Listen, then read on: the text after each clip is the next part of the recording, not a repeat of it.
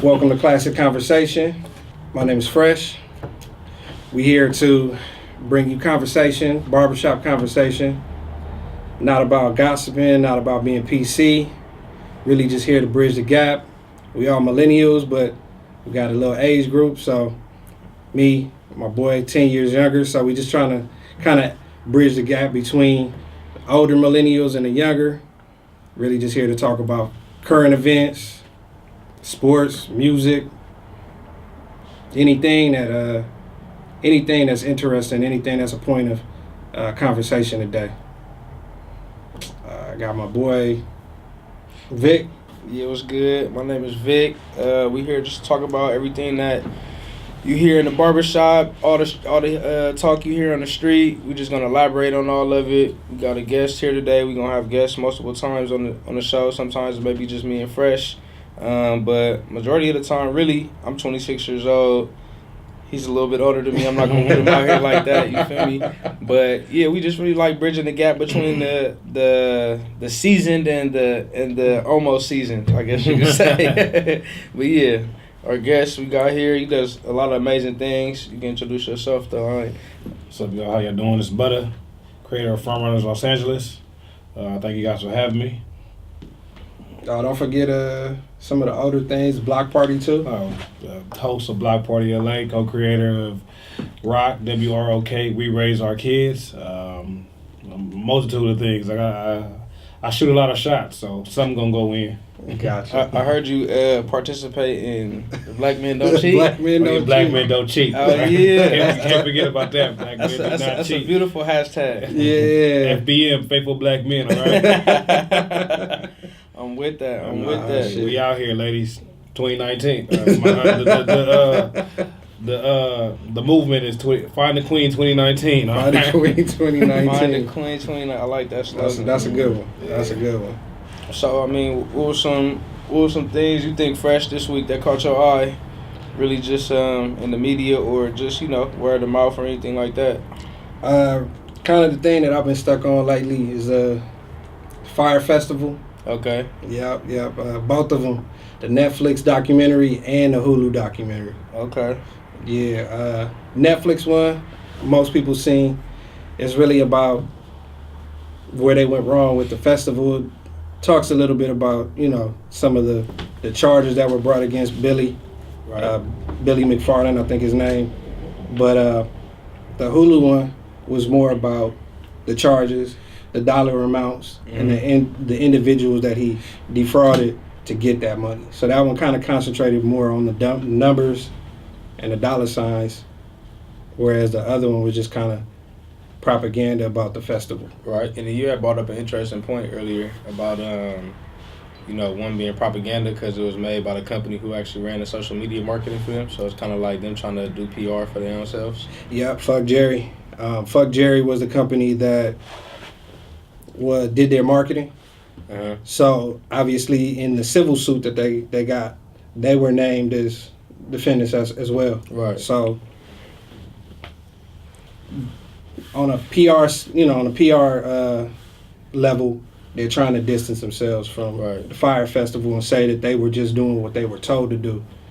Whereas this suit is saying that everybody is guilty. The social media influencers, Ja Rule as well, even though on the Hulu one, Billy said that Ja Rule wasn't. Yeah. He said that he didn't really have much to do with it. He didn't really know what was going on. He was kind of just the face of it. But obviously, Ja Rule on Drink Champ said that was his vision. So kind of told on himself at that point. But obviously, on the other side, Ja's tweeting and shit, saying that he was defrauded too, and he just. But that's kind of what everybody's saying. Everybody's saying that Billy defrauded everybody. But kind of get your own opinion when you watch the documentaries. Like the Hulu one shows that they were complicit. Like they knew it wasn't gonna work, and yet nobody said nothing because everybody kind of was just like waiting for somebody else to say something. Mm-hmm. Sorry to cut you off. Has 50 said anything about this whole situation? Dude, you know what? I haven't seen it, so. He did. I've been looking on his Instagram. I couldn't find it. I mean, this is not really like a recent happening though, so it's kind of like when it did happen, it was kind of like he was commenting on it for sure. Right, You know, he had right, the 'cause I know graphics he to go right along with it. Yeah, 50 come for any and everybody. So I know, Especially Ja Rule. especially Ja Rule. So Yeah, I want to know what he said. I remember about the shortly social after media. that, he had I think Ja Rule had a concert, and he He out, bought like, all the first tickets. Yeah, the 50 first seats, like, all the first 50 like, seats in some the front. rows, some amount of rows or something like that. 10 rows, 50 seats. I'm like, damn. That's Yeah, I wild. mean, at a certain point, he kind of hanging himself. He kind of giving 50 stuff to talk about. Yeah. My You bad, doing my stuff bad for like getting that. us off track, man. Nah, it's all good because it kind of segues us back into Ja Rule, whether he was guilty or not. At the same time, for Billy to say that he didn't have nothing to do with it, Right. I'm kind of wondering like what made him say that. Like, is Ja Rule kicking in and helping him with legal fees, or did he threaten him of some sort? Because for Billy to really be a liar, and then all of a sudden he got some honor, Right. and now he not snitching, like that doesn't those two don't go together. Everybody calling him a straight liar, like a compulsive liar, and then all of a sudden he got some honor and he not snitching. So, well, you gotta think about it like this though. Do you think that somebody that's already going to jail for 6 years is really gonna be scared to tell on somebody? Yeah, because if Of his caliber, at least. well, no, because you know how they always do. They offer you a deal. They say, you know, if you give us information on somebody else, Right. we'll lessen your sentence. So I'm sure they probably offered him some kind of deal to say, who else can we? Right. Or I don't know how old he is, but I'm pretty sure he's thinking like 6 years. I can come back out and I could eat that. touch right back down if he got some bread connected to him. I could eat that 6. I mean, the way come that back and be straight. yeah, the way the dude talk, you know he coming back. You know he gonna come back and try to do some shit. You going now at the same time they made him sign that he can never be like a CEO of a company ever again. Oh wow. He can never head up a corporation. That man got 6 years in there to I mean, just think. You know what I'm saying? Like he gonna have He gonna be in there he got a with- lot of time on his hands to come up with something because man. from what you've told me he's done in the past, like that's a pretty smart individual. So He got to be smart to think of those. right. But yeah, he gonna be in there with all them conmen and other convicts. He gonna get some ideas. Yes, definitely. He gonna definitely get some ideas. I mean, he might fucking around and come out with an Ocean's 11 crew. You feel me? Danny Ocean, huh? Yeah, nah. But what do you think? You think Ja Rule was you think he guilty? I definitely think Ja Rule is guilty because I mean, you even in the documentary, you hear him on the phone talking about like comparing the festival to the Samsung. Like Samsung's phones are blowing up and they're still selling phones. And he's like, we can still. It's just he's like, it's not conning people. It's just false advertising. Yep. You know what I mean? So like that right there lets me know like if you're on a conference call with the board, why you're not just a face. Like you have say so if you calling in on board meetings. Right. So it's, to me, it's like He knew what was going on. He knew facts. everything. He was gonna make bread. You're Facts. not doing all of Right. that just for a good time. You know how many good times Right. Ja Rule done had? Come on now. He ain't been doing nothing. So I know he needed the bread. So Yeah. I mean, I definitely don't think it's like no threatening situation. I think he actually, because you said he partnered with the nigga that started the Yeah, other I app. mean, he called him because what it was he was like a partner with him on Magnesis, the company that he Right. had before, Mm-hmm. and they partnered up on that, and then they came up with the idea for the app. But then on the flip side, Ja Rule still got the app going. It's just under another name. I think it's called Icon with 2 N's. Right, because the festival was just all to promote the app, I'll promote the app. and that's what was lost in the whole midst of the whole shit. So Ja kept it going. Like I don't know if he's still gonna cut Billy back or not, but him and the developer started Icon, just changed the name. So do you think he was saying that the app was his idea, or you think that he was saying the festival was his idea? Now he said the festival on the Drink Champs. He Okay. said the festival was his idea. Okay. Even though if you watch the documentary, everybody said it was their idea. Right. Like one clip, somebody said it was just somebody in the room that Right. came up with the idea. Another one said that the group came up with it. Like everybody kind of tells a different story. But in Drink Champs, obviously, dude was drunk. Right. But he kind of said it was my idea. I came up with it. It was my vision, and just blamed Billy for not being able to turn it into Pretty what much execute properly. properly executed. Right.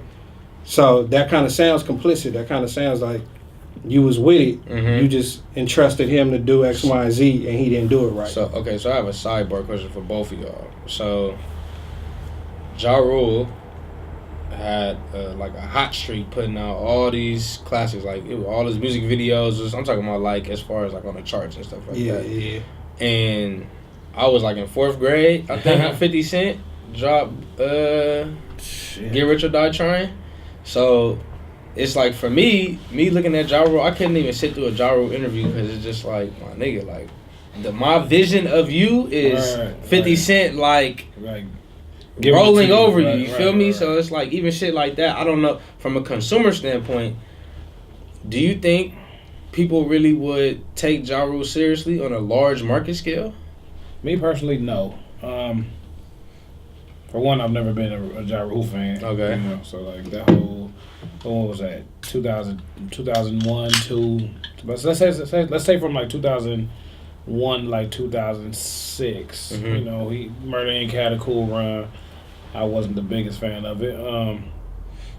So for Ja Rule to, if he, say for example, if he was to come back now, I don't think he'd have like that big of a following. Or, well, not even music. I'm just saying like with anything. I don't think so. Because I think he tried like a couple years ago. You know, he came back super swole. You know, he was on a couple things. Fresh out of jail. He was fresh out, but I don't think he has that appeal to the masses. You know? Like there may be a few people that still roll with him. Like that's with anything.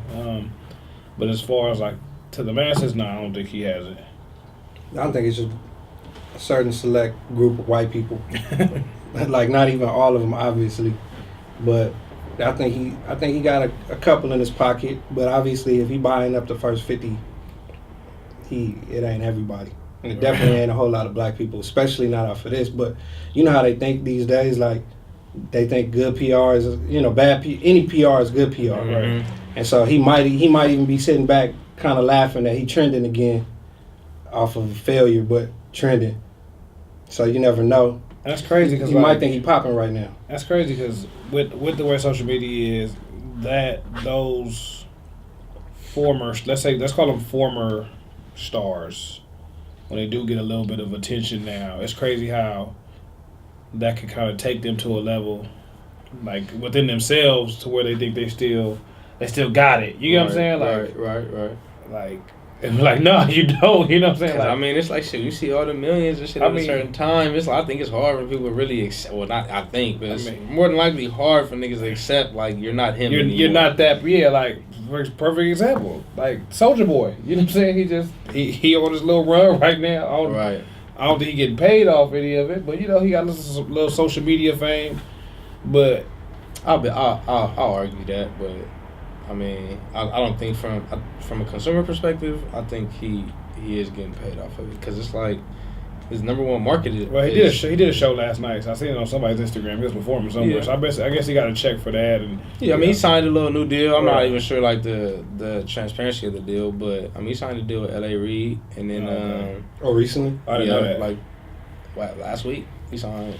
Probably off of that Fyre festival. Mm-hmm. So I'm talking about Soulja Boy. I'm sorry, Soulja Boy. Right. Soulja Boy. But I'm just saying, like, even not to even go that far left, but I look at the Soulja Boy thing like LeVar Ball. Like, their number one consumer market is people overseas. Right. Like, they don't care about the U.S. Like, they don't care about that type of shit. You can go to China and make so much money. Even Tiger, Last Kings, grosses so much money overseas. Out here, they close that shit down on Fairfax. But I mean, really, when you think about it, though, he got a deal, but he ain't making no hits. Yeah, he ain't making no hits, but it's just like Soulja Boy. At the end of the day, he already I feel like he didn't wore out his hit making ability when it came to the antics and shit like that. You know what I mean? Like the antics overshadow the creativity, so he worried about something else. I mean, let's be real though. How many hits does he really have? Like, can we really say that he was ever really like consistent with hits? Well, his hits were like jingles, like ringtones. You know what I'm saying? Like that's where he killed the street. The streaming. Pretty Boy Swag.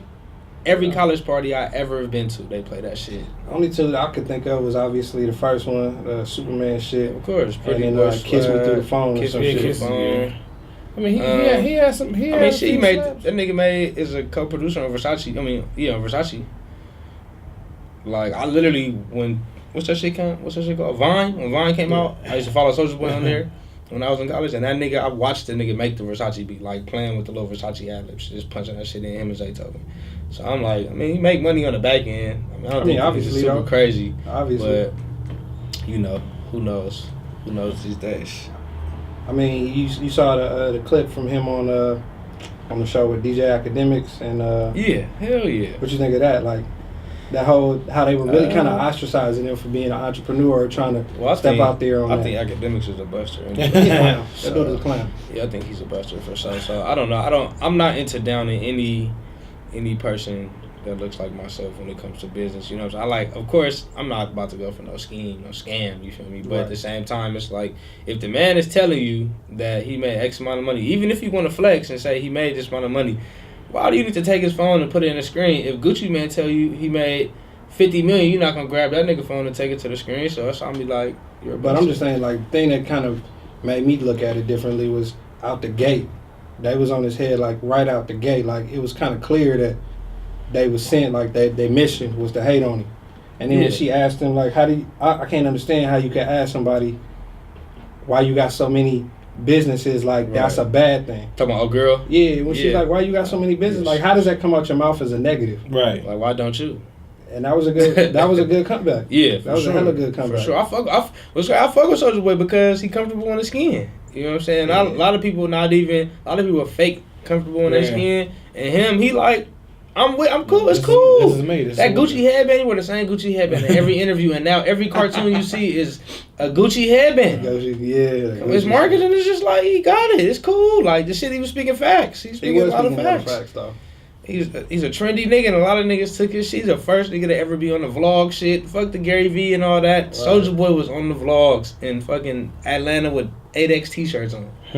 Gotcha. That one thing that he did say, at first I kind of thought it was true, but the shit where he said the line that Drake stole from him, yeah, I believe he got that from what's my nigga name? Atlanta. He died though. Shorty Low. He was the first with that line. And then Soulja Boy. Okay. Then Drake. Okay. So that one was kind of touchy. Okay. I mean, he still was kind of correct when he said it.